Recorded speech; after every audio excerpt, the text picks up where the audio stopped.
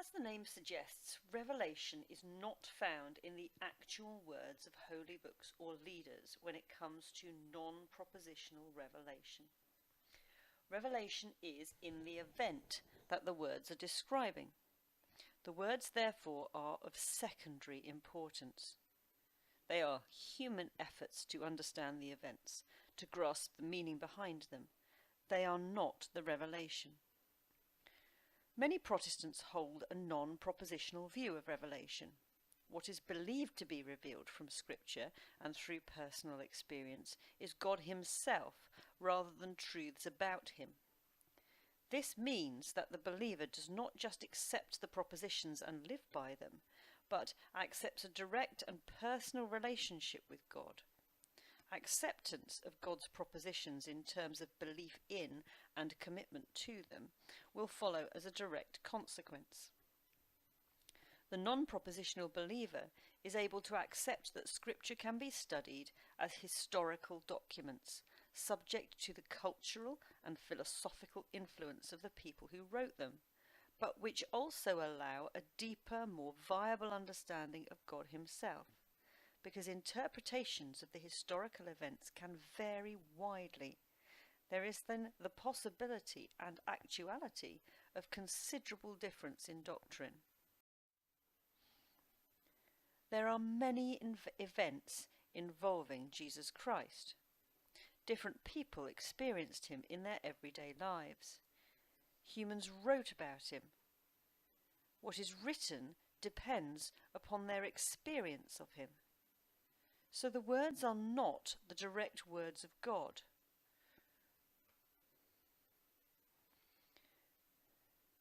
The words could be various and very different depending on the person's experience of Him.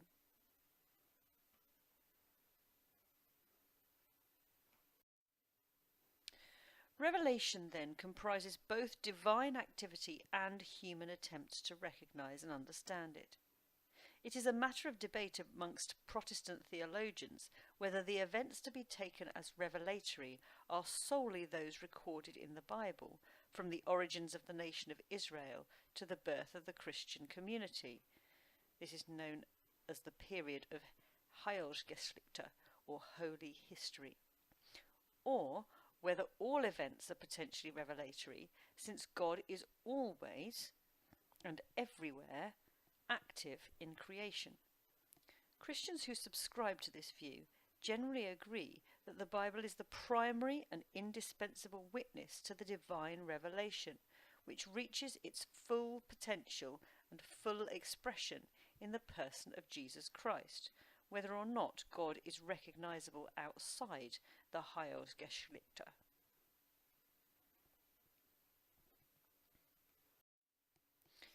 An example of a non-propositional scholar would be R.M. Hare.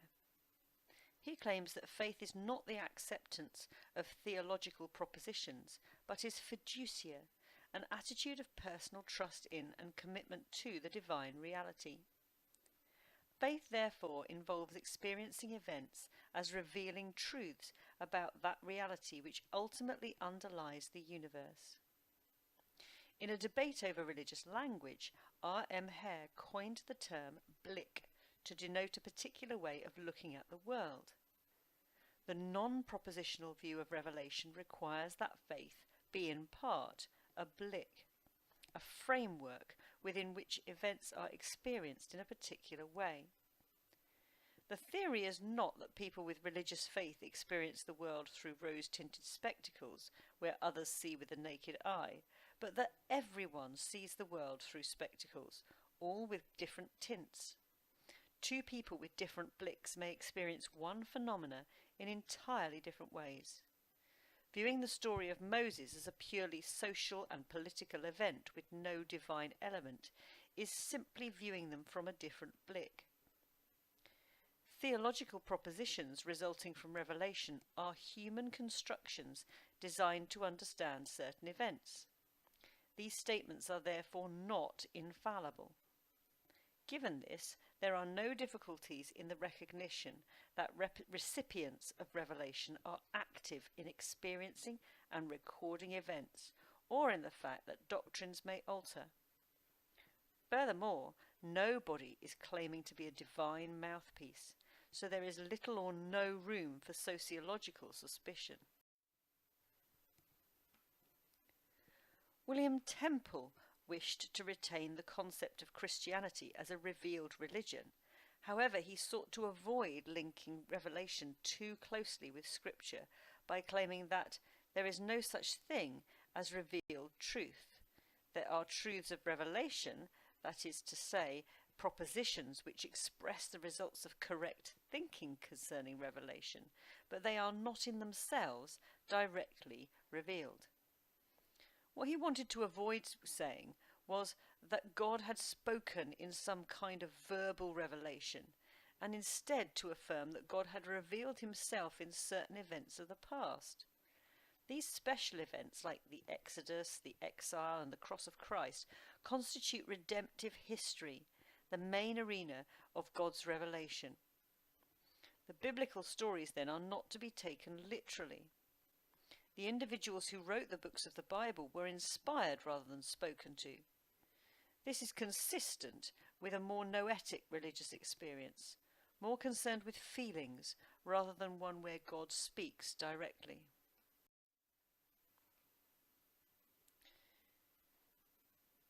For Friedrich Schleiermacher, religious faith is a matter of experience and feeling in the life of the religious believer.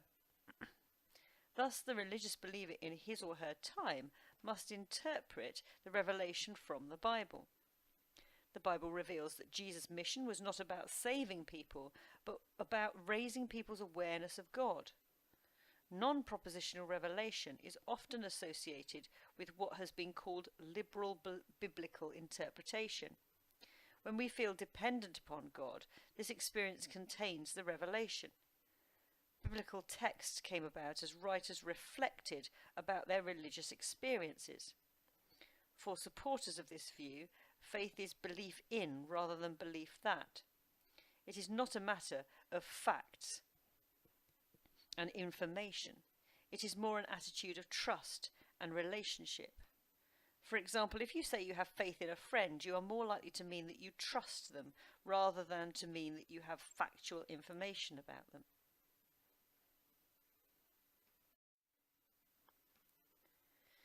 John Hick says that revelation is experiencing as, in which a whole situation experienced may take on a special significance. To be conscious of a given situation means we are aware of the actions which are appropriate or inappropriate in that situation. How you react on a battlefield would be quite different from a Sunday stroll. Such awareness is experiencing as, and the significance of any situation depends upon the disposition of the individual. Sometimes two levels of significance are experienced in the same situation. A religious significance is found and superimposed upon the natural significance of the situation. The Hebrew prophets saw the events of their times as both interaction between Israel and her neighbours and God dealing with the people of Israel. The prophets express their contemporary situation as a moment in which God was actively present. The same pattern runs through the New Testament. Jesus and the movement which grew around him. The evidence is ambiguous.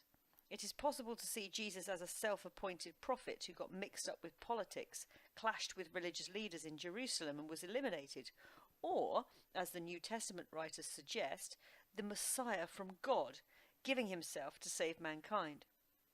To see him in the latter way is to share the faith or experiencing as which inspired the writers of the New Testament. The common perception of a non-propositional view sees human life as a situation in which people are at all times having to do with God and God with them. On the non-propositional understanding of revelation, there is no place for natural theology, since religiously experienced events constitute the primary source of religious data. The Christian who experiences God as existing and operating in history and in the events of their life feels no need for proof of God's existence. Neither is there revealed theology in the strict sense, since there is no set of truths known to be handed down from the divine to humanity.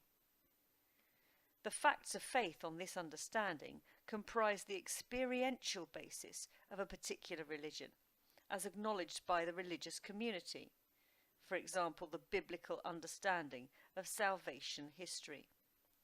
The task of the theologian is to explain these facts of faith and draw out their implications for modern life.